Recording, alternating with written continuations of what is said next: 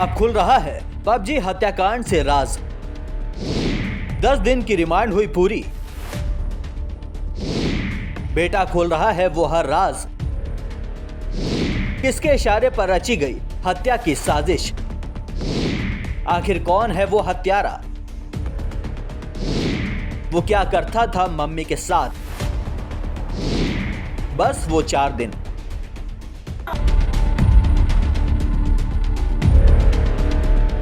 देश के सबसे बड़े हत्याकांड यानी पबजी हत्याकांड से अब धीरे धीरे पर्दा उठ रहा है।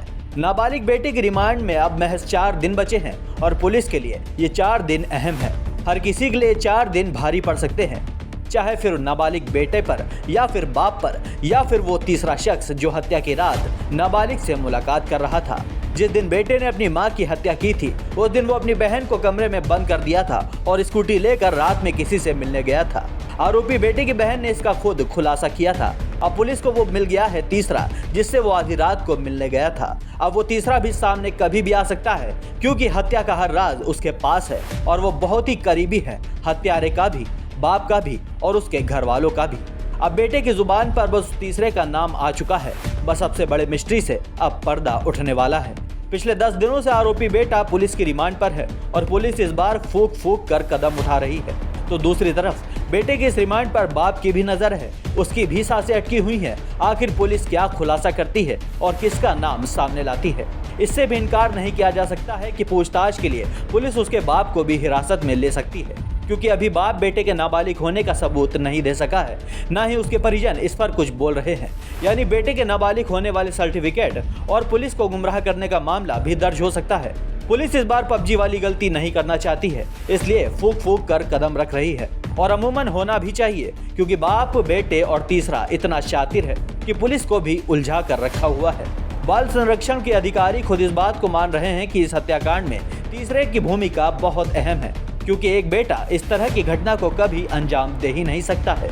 अब यहाँ पर बेटा ही गुनाहगार है और बेटा ही राजदार। अब देखने वाली बात होगी उस काली और कयामत वाली रात का क्या सच उगलता है।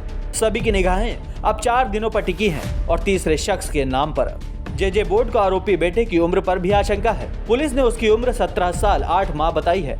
बोर्ड को शक है कि पर्दे के पीछे से घटना का ताना बाना बुनने वाले मास्टरमाइंड को बचाने के लिए पुलिस ने आरोपी को नाबालिग बताकर सारा इल्जाम उसके सिर मढ़ दिया है।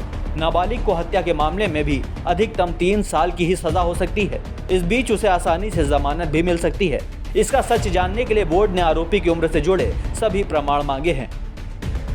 बोर्ड ने आरोपी बेटे के बारे में जानकारी और उसकी उम्र के प्रमाण पत्र देने के लिए उसके पिता और बाकी परिजनों को बुलाया था। पिता ने गांव में होने का हवाला देकर पेश होने के लिए समय मांगा है। इस बीच एक बार पीजीआई थाने की पुलिस उनसे मिलने उनके यमुनापुरम कॉलोनी जा चुकी है। इसके बाद आरोपी बेटे का पिता खुद पुलिस से बातचीत करने 2 बार पीजीआई थाने गया, लेकिन बोर्ड के सामने पेश नहीं हुआ। यानी कहीं ना कहीं आप साफ कह सकते हैं कि बेटा और बाप दोनों फंस चुके हैं कानूनी शिकंजे में। एक तरफ बेटा हत्या की बात कह रहा है तो दूसरी तरफ बाप बेटे को नाबालिग बता रहा है, लेकिन उसके नाबालिग होने का प्रमाण पत्र नहीं दे रहा है।